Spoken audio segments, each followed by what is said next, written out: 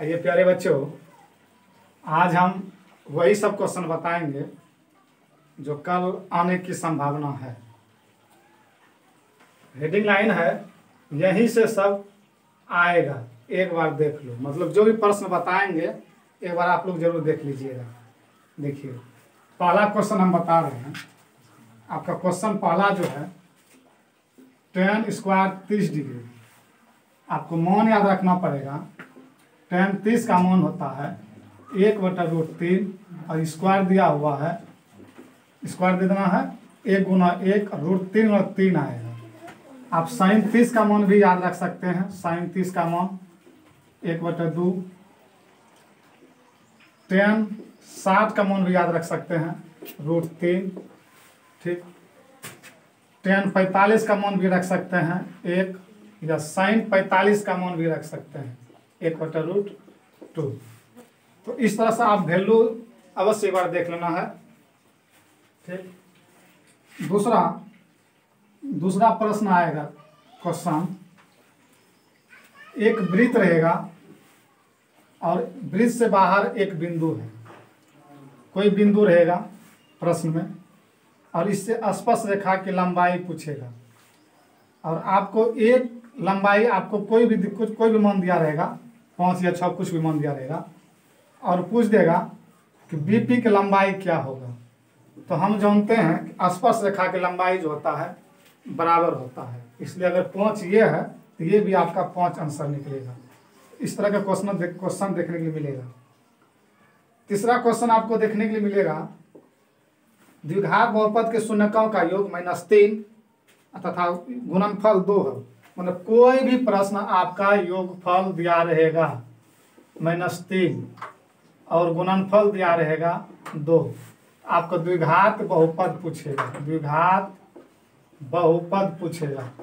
तो द्विघात बहुपद वाला सूत्र क्या होता है? x² -α + बीटा और अल्फा इंटू बीटा, मतलब मूलों का योग और मूलों का गुणनफल। तो -3 रख दीजिए यहाँ पे, और योगफल गुणनफल जो है 2, x² -प्लस 3x + 2। इस तरह के क्वेश्चन देखने के लिए मिलेगा। ठीक, और आप इसी तरह बनाना है।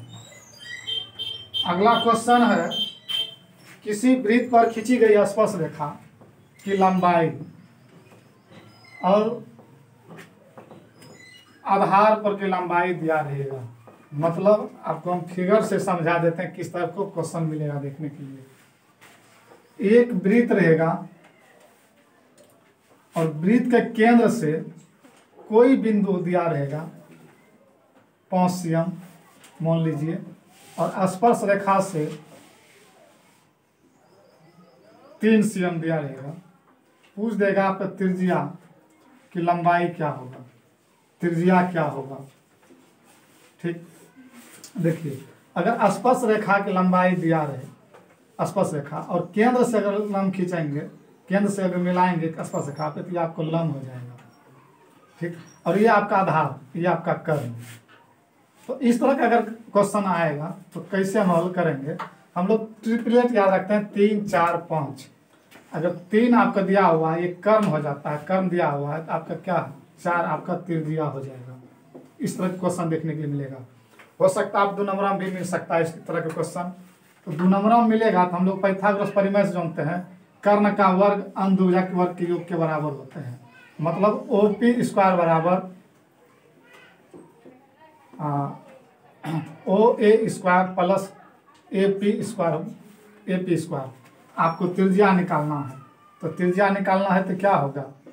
OA बराबर √OP², इधर आएगा -AP², और OP का मान आपका क्या दिया हुआ? 5 दिया हुआ है, और AP का मान 3 दिया हुआ है।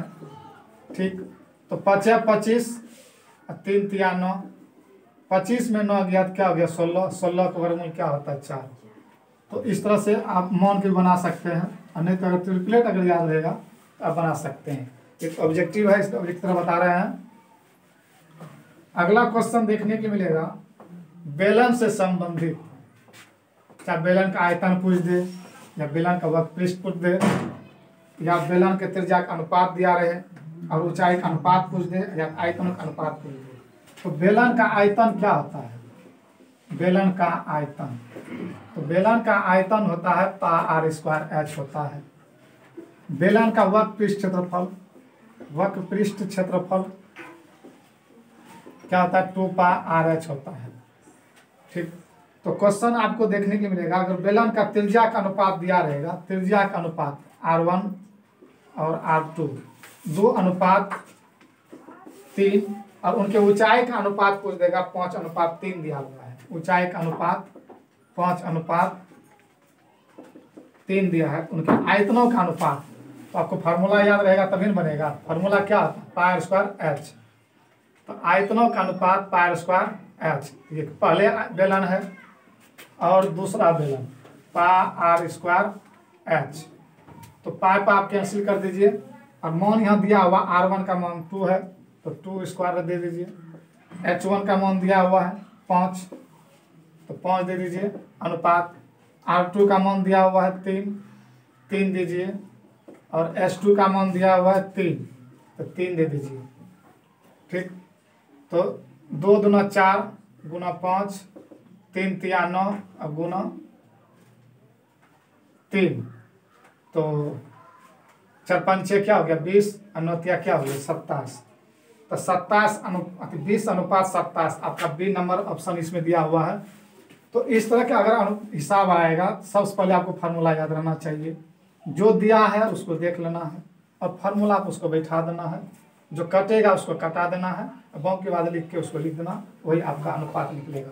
तो अनुपात से संबंधित आपको हिसाब मिलेगा देखने के लिए, या बेलन से मिले, या वर्ग से मिले, या वृत्त से मिले, या घन से मिले, या शंकु से मिले, जरूर देखने की इस तरह का हिसाब मिलेगा। इसलिए फार्मूला याद रखना है। अगला द्विघात समीकरण नहीं है।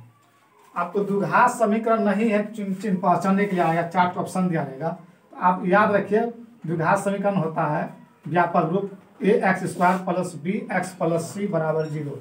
अगर इस रूप में अगर हल करने के बाद अगर निकल जाए कोई भी समीकरण के रूप में, तो आप समझ जाइएगा वह द्विघात समीकरण है।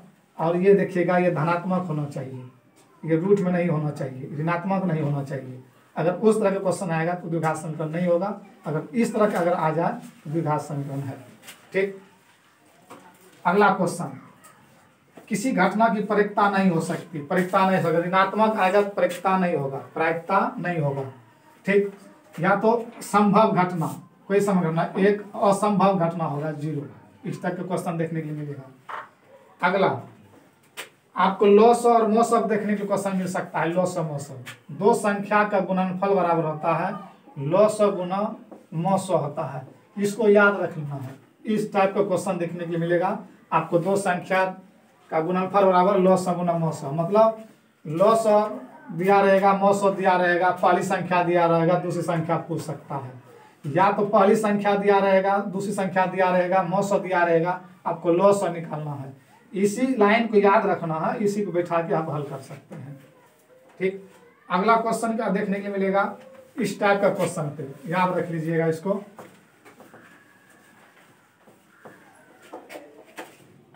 sin square theta plus cos square theta, इस सूत्र पे हिसाब देखने के लिए मिलेगा। और sec square theta minus tan square theta बराबर 1, cosec square theta minus cot square theta बराबर 1। इस सूत्र पे अवश्य हिसाब देखने के लिए मिलेगा, इसको याद कर लेना है। ठीक, अगला है दो रेखाखंड के मध्य बिंदु का नियम। रेखाखंड ये दिया रहेगा, प्रश्न पूछेगा कि दो बिंदु है, दो बिंदु दिया रहेगा P और Q दिया रहेगा, और ये मध्य बिंदु मान लो P है, ये R मान लो R है, और x1 y1 x2 y2। मध्य बिंदु निकालने के लिए फार्मूला होता है x1 प्लस x2 बटा 2 y1 प्लस y2 बटा 2। मतलब दो बिंदु के बीच जो मध्य बिंदु है इसको निकालने के लिए फार्मूला याद रखना है, निकालना नियामक पूछेगा। जैसे आपको यहाँ दिया हुआ है, मान लीजिए कि -4 और 2 और 8 और 6 ये 2 चीज दिया है। आज का पूछ रहा है कि मध्य बिंदु का नियामक क्या होगा।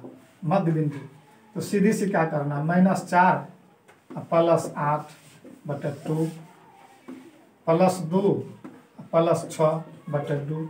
8 में 4 गया तो 4 बटे 2 और 6 2 क्या हो गया, 8 बटे 2। 2 दूना 4 दूना 8 और 2 दूना क्या हो गया 4, मतलब 2:2 और 4 आपका आंसर निकलेगा। इसमें सी नंबर दिया है। तो मध्य बिंदु पर हिसाब या 2 नंबर में देखने के लिए मिल सकता है या ऑब्जेक्टिव में। एक बार अवश्य प्रैक्टिस कर लीजिएगा। ठीक, अगला देखिए आपको क्या हिसाब आ सकता है, परिमय और परिमाण।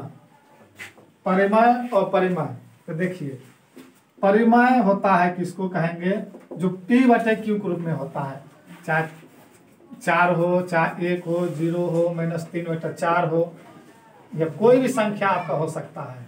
लेकिन अपरिमय, अपरिमय आपका पाई पूछ देगा, पाई क्या है, अपरिमय है। √2, √3, √5 हो सकता है। इसको सिद्ध करने में √3 पूछ सकता है, √2 पूछ सकता है, या 3 + √2 सिद्ध करने में पूछ सकता है, सिद्ध कर सकते हैं 2 नंबर में। इस तरह का क्वेश्चन देखने को मिल सकता है। तो जिसका वर्ग नहीं होता है वह क्या होता है, अपरिमय होता है।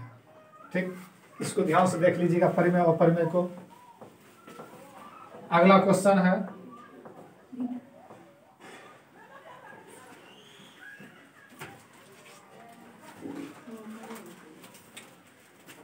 आपको हाइट एंड डिस्टेंस पे ऑब्जेक्टिव हिसाब देखने को मिलेगा कि एक उदल खंभे की छाया की लंबाई खंभे की लंबाई की √3 गुना है। एक उदल खंभा है और एक छाया है, इसकी लंबाई जो है, खंभे की लंबाई जो है छाया की लंबाई से √3 गुना है। खंभे की जो लंबाई है, खंभा की जो लंबाई है छाया की लंबाई से √3 गुना है।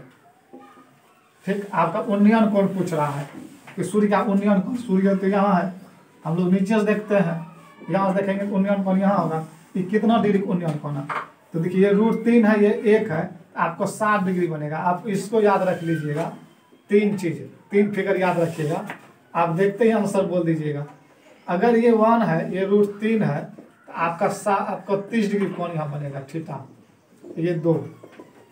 ठीक, दूसरा, अगर यहाँ √3 है, यह 1 है, तो यहाँ 60 डिग्री कोण बनेगा, यहाँ 2। अगर आपको 1 1 √2 हो तो आपको यहाँ 45 डिग्री देखने को मिलेगा। अगर फिगर बन जाए, अगर इस रूप में अगर आ रहा है 60 डिग्री, इस तरह बैठा आप कोण निकाल सकते हैं। इसको अवश्य याद रखिएगा। अगला, 2 समरूप त्रिभुजों के क्षेत्रफलों का अनुपात दिया रहेगा।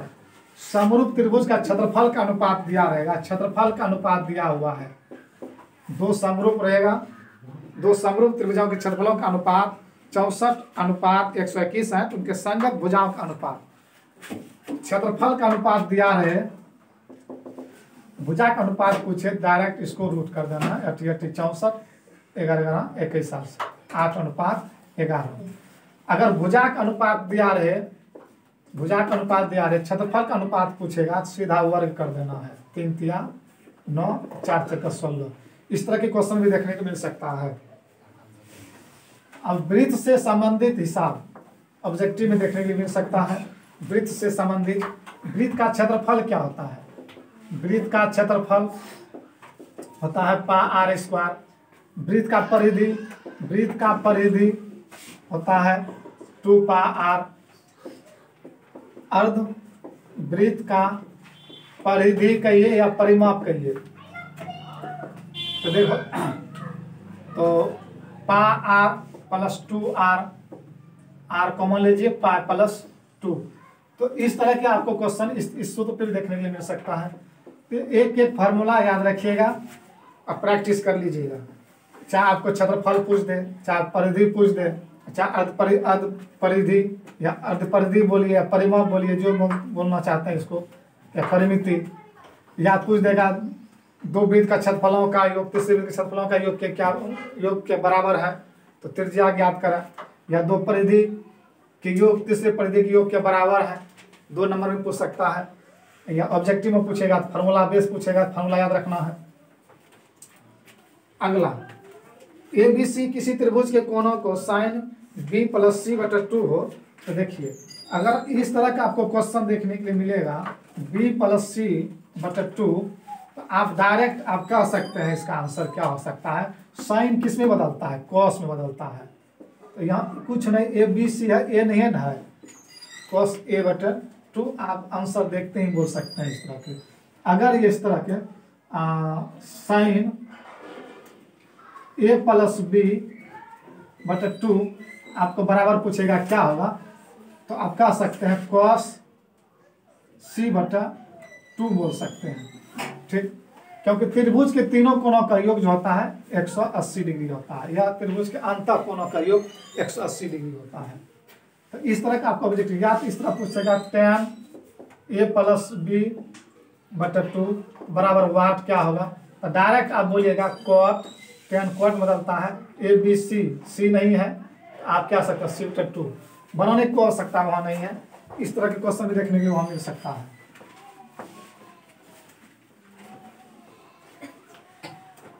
अगला देखिए फिर क्या है हिसाब, यदि साइन थीटा कॉस थीटा हो तो थीटा किसके बराबर है, थीटा किसके बराबर है, मतलब sine theta plus cos theta बराबर हो तो थीटा का मान पूछता है, डायरेक्ट इसको इधर लाइए, साइन थीटा बटा क्या होता है, कॉस थीटा होता है, इधर पूछना एक साइन बटा कॉस क्या होता है, टेन थीटा होता है, फार्मूला देखना है। एक टेन में किसका मान होता है, टेन 45 का मान होता है, टेन 45 का मान होता है। तो आप क्या कर सकते, टेन टेन कैंसिल हो गया, थीटा बराबर क्या बचेगा, 45 डिग्री बचेगा। इस तरह के हिसाब देखने में मिल सकता है। अब एक फार्मूला याद रखिएगा, इस पे भी ऑब्जेक्टिव मिलेगा देखने के लिए। इसे साइन 90 माइनस थीटा तो क्या होता है कॉस थीटा, इसको अवश्य याद कर लेना है। Cos 90 minus theta sine theta, sec 90 minus theta cosec theta, tan 90 minus theta cot theta, cot 90 minus theta तो tan थीटा, अवश्य इसको देख लेना है।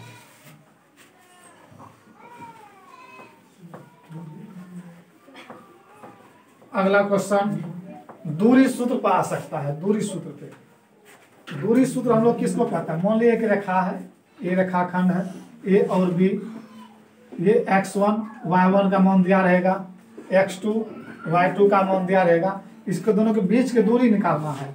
ए बी बराबर होता है सीधा x2 में x1 घटा दीजिए, x1 घटा दीजिए और स्क्वायर दे दीजिए, y2 में y1 घटा दीजिए और स्क्वायर दे दीजिए। ये दूरी सूत्र हुआ, मतलब साफ साफ लिख देते हैं x2 माइनस x1 पर whole square, y2 minus y1 पर होल स्क्वायर। मान लीजिए आपका -5 7 -5 7 और -1 और 3 दिया है, 2 बिंदु दिया हुआ है, आपको हल करना है। सीधा -1 में -5 घटाएंगे तो यहाँ माइनस क्या हो जाएगा, +5 हो जाएगा स्क्वायर। y2 यहाँ कितना दिया हुआ है, 3 दिया हुआ है, यहाँ y1 कितना है 7, 7 घटा दीजिए स्क्वायर दे दीजिए। अब देखिए 5 में 1 दिया क्या हो गया 4, -7 में 3 जाएगा क्या होगा -4 स्क्वायर, 4 × 16 और 4 × 16 तो क्या हो गया 32। तो हम कह सकते हैं 4 × 16 और दूना क्या हो जाएगा 32, मतलब 4√2 आपका आंसर निकल जाएगा। तो दूरी सूत्र का हिसाब देखने के लिए मिल सकता है या तो 2 नंबर में या तो ऑब्जेक्टिव में।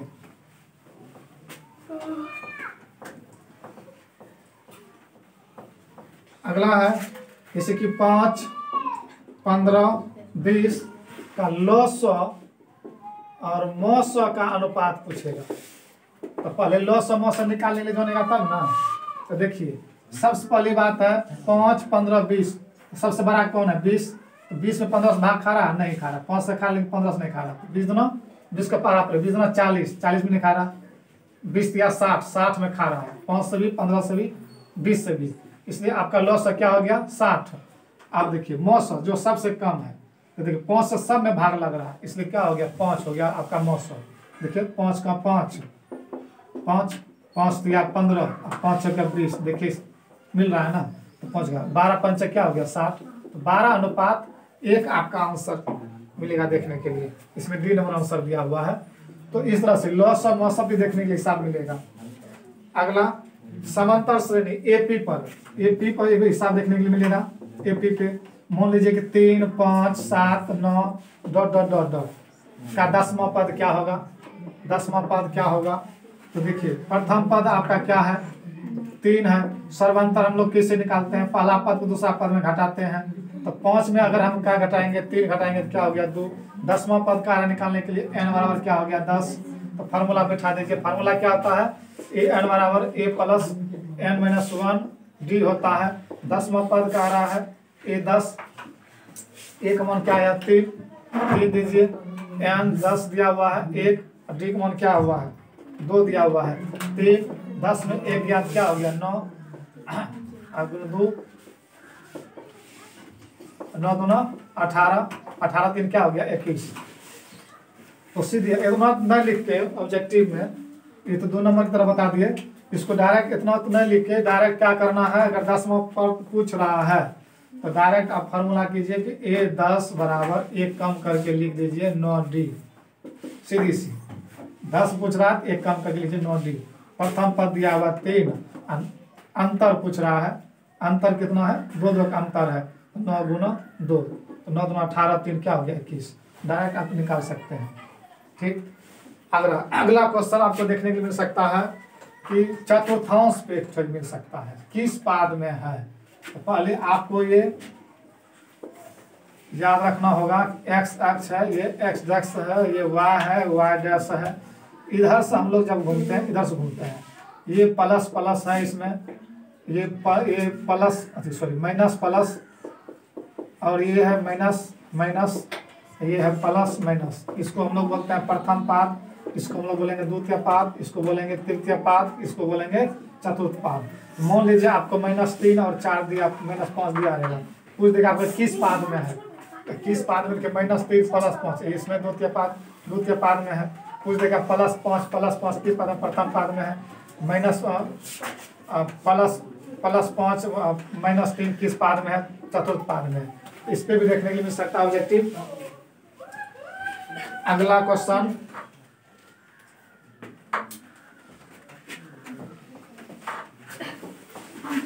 समांतर माध्य, समांतर माध्य पूछ रहा है, माध्य समांतर माध्य, समांतर माध्य। तो माध्य पे देखने के लिए मिल सकता है ऑब्जेक्टिव। माध्य पे चाहे कोई भी संख्या दे सकता है, तो माध्य में क्या लिखा देंगे, सभी राशियों का योग बटा राशियों की कुल संख्या। मान लिया 5 प्राकृतिक संख्या का माध्य क्या होगा, 5 प्राकृतिक संख्या का माध्य क्या होगा। तो 5 प्राकृतिक संख्या का माध्य क्या होगा, तो 5 प्राकृतिक संख्या क्या हो सकता है, 1 2 3 4 5। मतलब प्राकृतिक संख्या किसको कहते हैं, गिनती की संख्या को प्राकृतिक संख्या कह सकते हैं। या आपको देखने को मिल सकता है 5 पूर्ण संख्या का माध्य क्या होगा, 0 1 2 3 4।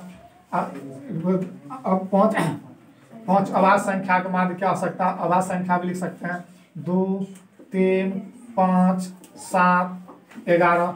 5 संख्या और 5 अभाज्य संख्या का माध्य क्या है ऑब्जेक्टिव में। तो क्या करना है, 5 तो पूछते पा रहा है, तो इसको 5 को जोड़ दीजिए, 5 4 9 3 12 2 14 1 15। 15 बटे का संख्या पूछ रहा है 5 का, 5 से आप भाग दीजिएगा तो आपका माध्य निकल जाएगा। इस तरह का क्वेश्चन देखने को मिल सकता है माध्य पे। सबसे छोटी अभाज्य संख्या क्या है, 2 है। और दूसरा मिल सकता है 2 लगातार अभाज्य संख्या का मौसा क्या हो सकता है, 2 लगातार अभाज्य संख्या का मौसा हमेशा 1 होगा। क्या होगा, हमेशा 1 होगा, क्योंकि 2 गुना 1 3 गुना 1 क्या हो गया 1 हो गया। 2 अभाज्य संख्या का मौसा क्या होगा 1। एपी पे शंकु का आयतन क्या होता है, शंकु का आयतन याद रखना पड़ेगा आपको। शंकु का आयतन शंकु का परिभाषा नहीं, शंकु का जितना भी फार्मूला है सब ये देख लीजिएगा। शंकु का आयतन 1/3 पाई स्क्वायर क्या होता है, h होता है। शंकु का वक्र पृष्ठफल क्या होता है, पाई r l होता है। ठीक, अब देखिए इस पे भी आ सकता है, ठीक। अब देखिए इस तरह की माध्य देखने मिल सकता है 6, 8, 9 x तथा 13 का माध्य क्या है 10 है। तो x का मान निकालना है, x का मान निकालना है।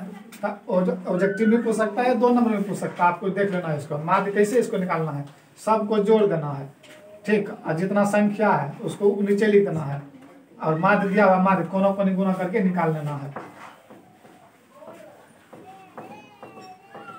अगला कोई हल नहीं है, ये भी आप अवश्य देख लेना है। A1 बटे A2 not equal to B1 बटे B2 समीकरण युग्म दिया रहेगा। समीकरण युग्म का पूछ देगा कि कौन अद्वितीय हल है, कौन कोई हल नहीं है, कौन निकाय का संगत हल है, कौन असंगत हल है, या कौन प्रतिच्छेदी है, कौन समांतर है। इस तरह का आपको क्वेश्चन देखने को मिलेगा। देखिए A1 बटा A2 not equal to B1 बटा B2, ये तो संगत है, संगत है। इसको हम लोग प्रतिच्छेदी भी बोल सकते हैं या अविरोधी भी बोल सकते हैं, ठीक। या अद्वितीय हल भी बोल सकते हैं इसी को, अद्वितीय हल भी पूछ सकते हैं, मतलब कोई भी संख्या पूछ सकते हैं। दूसरा A1 बटा A2 बराबर B1 बटा B2 not equal to C1 बटा C2। ये तो निकाय का कोई हल नहीं, ये तो एक हल है, एक हल, इसका कोई हल नहीं है, ये असंगत हो जाएंगे, असंगत इसको बोलेंगे, असंगत बोलेंगे, ठीक। A1 बटा A2 B1 बटा B2 C1 बटा C2, मतलब तीनों आपस में बराबर है, ये संगत होगे करेंगे, ये समांतर भी होंगे। इसका ग्राफ क्या होगा, समांतर होगा, सॉरी समांतर नहीं, संपाती, क्या होगा, संपाती होगा। इसका होगा समांतर, इसका ग्राफ समांतर होगा, इसका ग्राफ क्या होगा, प्रतिच्छेदी होगा। तो इस तरह के क्वेश्चन आपको मिल सकता है देखने के लिए, इसको अवश्य देख लेना है, ठीक। देखिए एक तो हिसाब दिया हुआ है, हिसाब है, पूछ रहा है कोई हल नहीं हो तो के का मान ज्ञात करना है, कोई हल नहीं हो तो के का मान ज्ञात करना है। आपको पहले हिसाब में दे सकता है कोई हल नहीं हो तो के का मान ज्ञात करना है, कोई हल नहीं हो के का मान ज्ञात करना। अभी हम बतेबे किए हैं 6 के बटा 6 बराबर 5 बटा -5 बटा 2 नॉट इक्वल टू 2 बटा 7। कोई हल नहीं तो के का मान ज्ञात करना है, सीधी सी कोई एक ठो ले लीजिए, 6 बराबर 6 -5 बटा 2 गुना कीजिए, कटा भी सकते हैं, 2 3 गुना 6 और 5 दिया 15, तो माइनस क्या हो गया 15। तो कोई हल नहीं, बी नंबर आंसर है। तो अगर कोई हल नहीं पहले से दिया रहेगा आप इस तरह से निकाल सकते हैं। अगला क्वेश्चन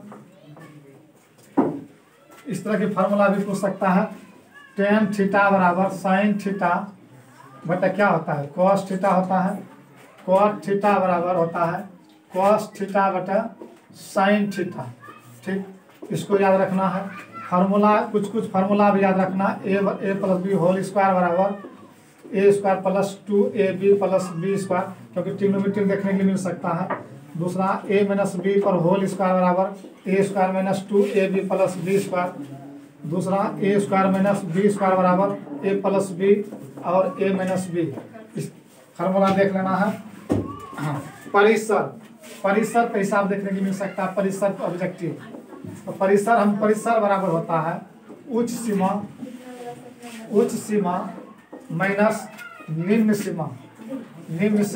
इस पे देखने सकता है, मतलब कोई संख्या दिया रहेगा 3, 5, 8 या 10, 12, इसका पूछेगा परिसर। इसमें सबसे बड़ा क्या है, सबसे बड़ा क्या है 12 है, सबसे छोटा क्या है 3 है, तो 12 में 3 घटा दिया क्या हो गया 9। ये आपका परिसर हो गया। परिसर पे भी हिसाब देखने को मिल सकता है। अगला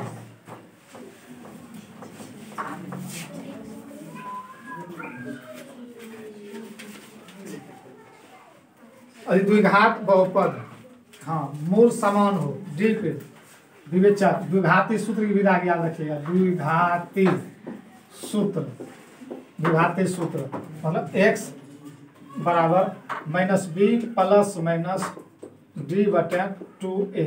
d क्या है, विवेचक है, मतलब d बराबर बी स्क्वायर माइनस 4ac। इसका भी हिसाब देखने को मिल सकता है। उसके बाद समबाहु त्रिभुज, समबाहु त्रिभुज का ऊंचाई क्या होता है? √3 बटा क्या होता है?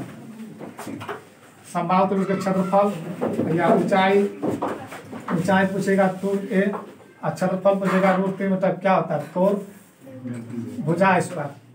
तो इस तरह भी देखना है, ठीक।